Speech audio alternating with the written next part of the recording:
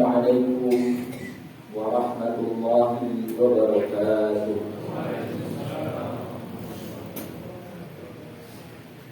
Alhamdulillahirabbil alamin. Wa bihi nasta'in 'ala umuri dunya waddin. Wassalatu wassalamu 'ala asyrafil anbiya'i wal mursalin. Sayyidina wa habibina wa syafi'ina wa qurbatina wa qurrati a'yunina wa maulana Muhammadin wa ala alihi wa sahbihi ajma'in, amma ba'du.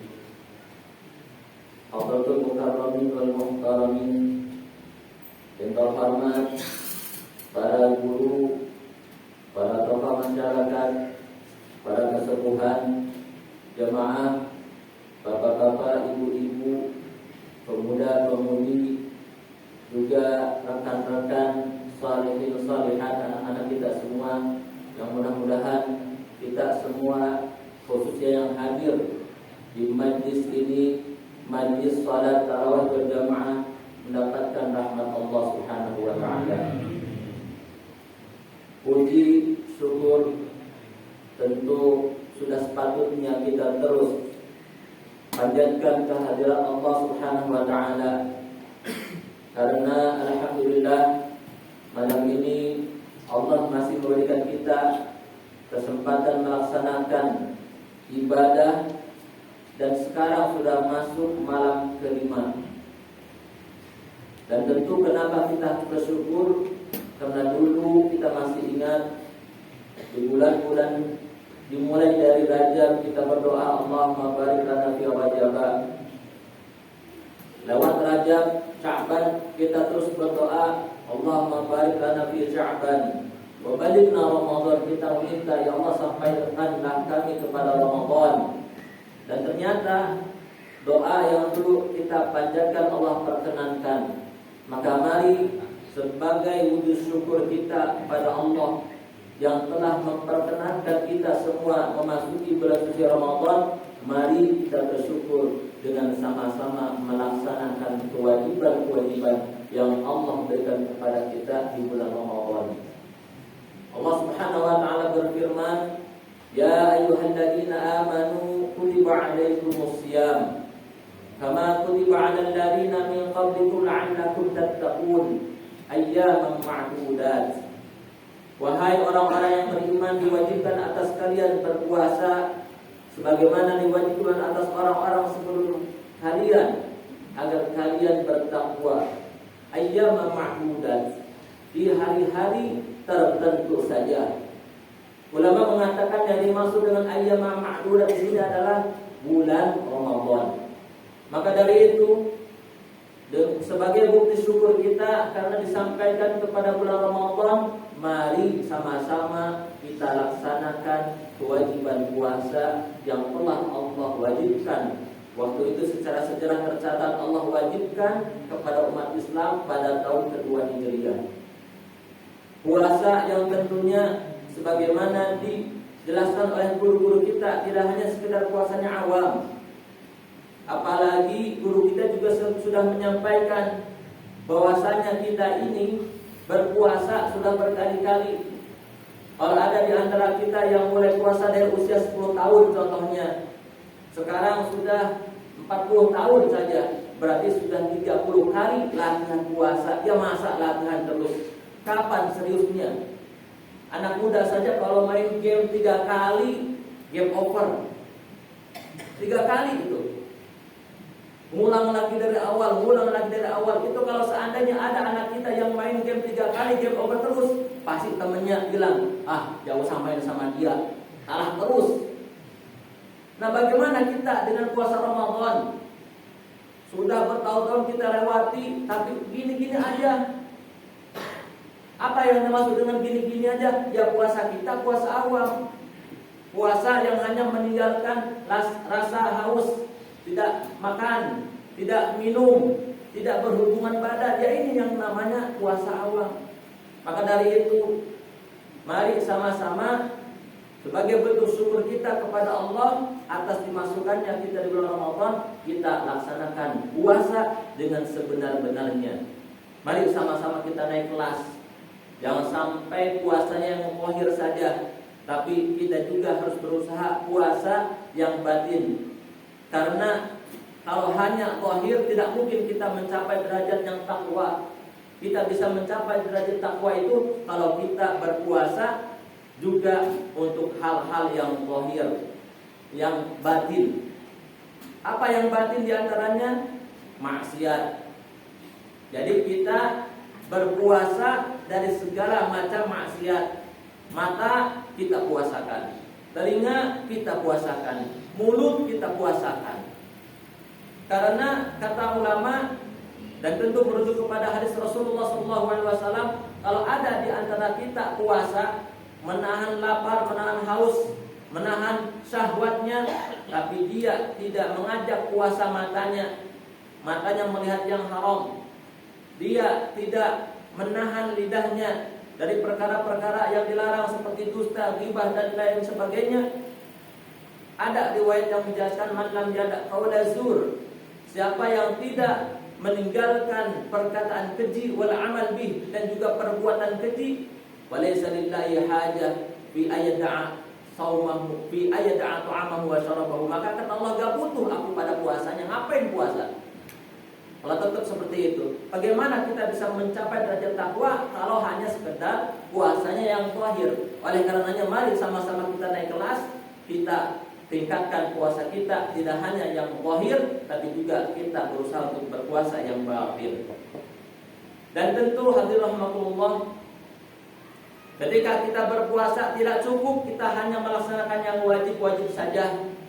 Oleh karenanya agar sempurna pahala kita, mari kita sempurnakan juga dengan melaksanakan berbagai macam kesunahan. Dan di antara kesunahan berpuasa adalah memakan santapan sahur.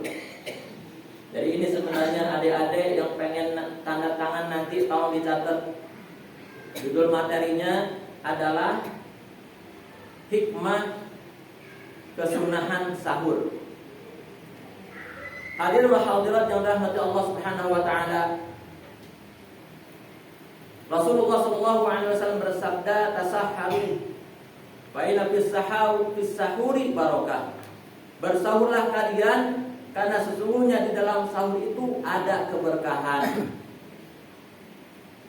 Jadi Rasulullah SAW itu memberikan label sahur ini bukan untuk perkara duniawi. Berbeda dengan kita. Kita ini kalau seandainya suatu malam tidak sahur, paginya langsung kita kayak merasa lemes. Ditanya kenapa kok lemes, semalam gak sahur. Rugi rasanya karena semalam gak dikasih kesempatan buat makan, kan gitu. Padahal Rasulullah SAW itu tidak membahas tentang sahur makan, tidak. Tapi Rasulullah membahas bahwasanya di dalam sahur ada keberkahan. Keberkahannya tidak hanya makan, banyak. Gitu. Dan bahkan kalau ulama fikih mereka menjelaskan bahwasanya kenapa kok umat Islam, umat Rasulullah SAW itu diberikan kesunahan sahur. Padahal umat-umat sebelum kita juga mereka berpuasa. Hanya saja mereka tidak disunahkan sahur. Hanya umat Rasulullah lah yang diberikan kesunahan sahur. Maka kata Rasul, perbedaan antara puasa kita dan puasa umat-umat terdahulu adalah di dalam makan sahur. Gitu. Nah, oleh karenanya di dalam sahur saja kita bisa mengambil pesan. Pesan apa? Pertama, Rasulullah SAW sangat menganjurkan kita untuk memiliki identitas. Jangan sampai kita ini termasuk umat yang dikit-dikit niru. Apalagi sekarang medsos sudah merajalela di mana-mana. Ada pemuda nyari istri, standarnya standar TikTok. Ada perempuan nyari suami, standarnya standar TikTok sekarang mah. Bukan lagi standar dari Rasulullah. Bukan lagi standarnya agamanya, kemudian nasabnya, kemudian jamalnya dan lain sebagainya. Bukan, tapi standarnya sekarang standar TikTok. Alhamdulillah. Ini kita sudah kehilangan tuntunan. Maka dari itu kita kembali lagi Jangan sampai kita menjadi umat yang dikit-dikit ikut-ikutan tanpa ilmu. Maka ketika kita diberikan, disyariatkan sunnah hukumnya untuk kita bersantap sahur, maka di sana ada pesan bahwasanya jangan sampai kita meniru orang-orang yang ya dalam hal ini dilaknat dan sebagainya. Karena tentu kita tahu dalam tafsir surat Al-Fatihah yang dimaksud dengan al-maghdub adalah orang-orang Yahudi dan al-dhalin adalah orang-orang Nasrani. Jangan sampai kita mengikuti mereka. Dan jangan sampai juga kita mengikuti orang-orang munafik contohnya. Di antara contoh orang munafik adalah wa idza qamu ila sholati qamu kusala. Ketika mereka berdiri untuk sholat, mereka malas-malasan. Imam sudah sampai surat, udah dekat-dekat ruku baru diri, Allahu Akbar.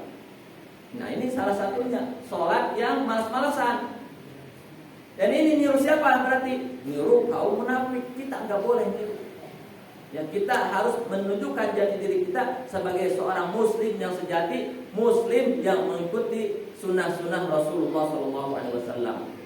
Hadirin wal hadirat rahimakumullah, itulah diantara pesan hikmah, salah satu hikmah kenapa kita disunahkan bersantap sahur, dan tentunya dalam hal ini juga kita bersyukur kepada Allah Subhanahu wa taala karena dengan diberikannya kesunahan santap sahur berarti Allah Subhanahu wa taala merahmati kita semua. Karena insyaallah di antara hikmahnya sahur adalah agar ketika kita melaksanakan puasa Allah berikan kita kekuatan yang lebih. Biasanya beda orang yang sahur dengan yang enggak sahur. Yang sahur biasanya kuat karena memang itu hikmahnya kita bersantap sahur. Allah berikan kita kekuatan yang lebih. Gitu.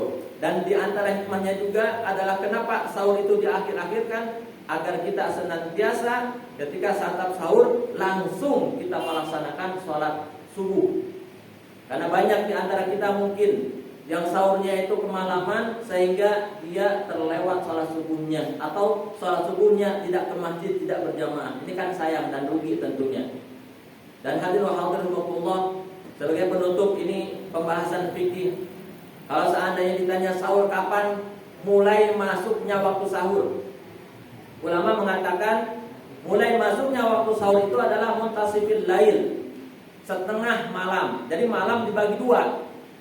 Katakan sekarang kita maghrib jam 6, kemudian subuhnya jam 4, katakanlah seperti itu. Berarti dalam satu malam kita memiliki 10 jam. Nah, kalau seandainya kita ingin sahur, maka dilihat waktunya 5 jam terakhir, berarti jam 11. Jam 11 ke atas itu sebenarnya sudah masuk waktu sahur. Atau setengah 12 deh. Karena kan subuhnya juga setengah 5. Setengah 12 kalau kita niatkan sahur, itu sebenarnya kita sudah mendapatkan kesunahan sahur karena sudah masuk waktunya. Tapi afdolnya kita melaksanakan sahur di sepertiga malam. Artinya memang di waktu-waktu yang mendekati subuh. Jadi kalau malam dibagi 3, kalau tadi kita katakan semalam ada 10 jam, berarti 3 jam terakhir lah, itu kurang lebihnya dikatakan sepertiga malam. Itu saja hadirin wa hadirat yang dirahmati Allah yang bisa disampaikan pada kesempatan kultur kali ini. Semoga Allah senantiasa terus memberikan kita taufiknya, inayahnya, kekuatan untuk melaksanakan segala macam ketaatan, puasa, qiyam Ramadan dan juga tilawah Al-Quran. Dan mudah-mudahan kita semua Allah golongkan nanti di akhir Ramadan sebagai orang-orang yang as-su'ada maqbulin, orang-orang yang diberikan kesenangan, kebahagiaan karena amal-amalnya diterima oleh Allah Subhanahu wa taala. Hada wal 'afwu minkum. Wassalamualaikum warahmatullahi wabarakatuh.